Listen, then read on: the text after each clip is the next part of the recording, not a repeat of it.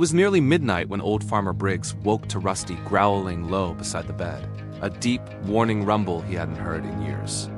The kind that meant something was out there, something wrong. Briggs pushed himself up, joints aching, and looked out the window toward the cornfields. That's when he saw it. A lantern, floating, swaying slowly in the dark. Not carried by wind, carried by someone. Briggs' heart kicked hard in his chest. No one had any business being on his land at this hour.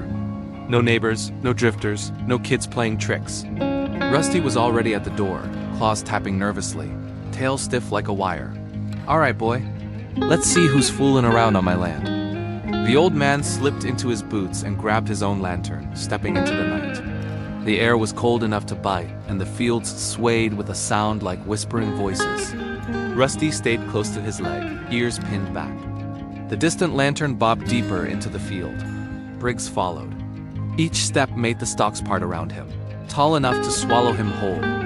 Rusty stopped suddenly, nose high, body rigid. Briggs froze too. The lantern ahead of them had stopped moving. Just hanging there in the darkness. "Who's out there?" Briggs called, voice cracking through the stillness. No answer. He took another step, and the lantern ahead dropped, vanishing behind the corn, as if its holder had sunk into the earth. Rusty bolted forward, barking sharply. Briggs hurried after him, heart hammering, until they burst into a clearing. The lantern was on the ground. Still lit, still warm, but no one was around. Briggs swallowed hard. "This ain't right, boy." Rusty, however, wasn't looking at the lantern. He was staring into the corn, tail tucked, whining. Something moved in there, slow, wet, dragging. Briggs lifted his lantern higher and saw a figure step out. At least, he thought it was a figure. Tall, thin, clothes soaked in mud.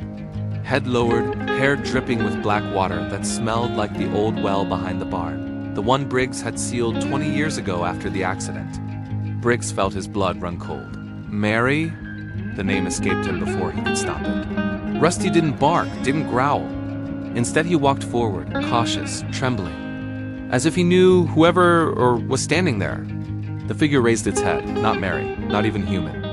Eyes reflecting lantern light like an animal. Mouth half open as if trying to speak. Mud caked where skin should have been. Rusty whimpered, lowering himself, not in fear, but recognition. "Rusty, get back here," Briggs shouted. But the dog didn't move.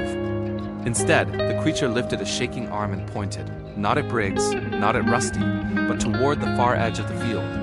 Rusty barked once, a sharp, urgent command. Briggs turned.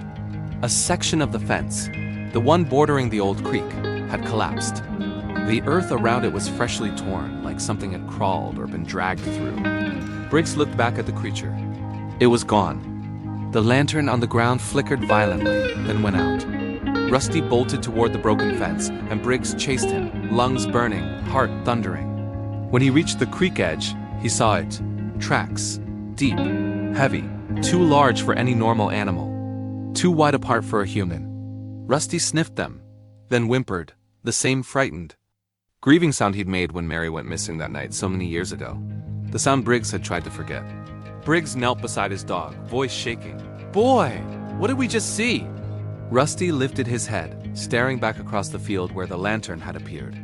Tail tucked, body trembling, eyes filled with a fear Briggs had never seen in him. And in that moment, Briggs understood something that made his skin crawl.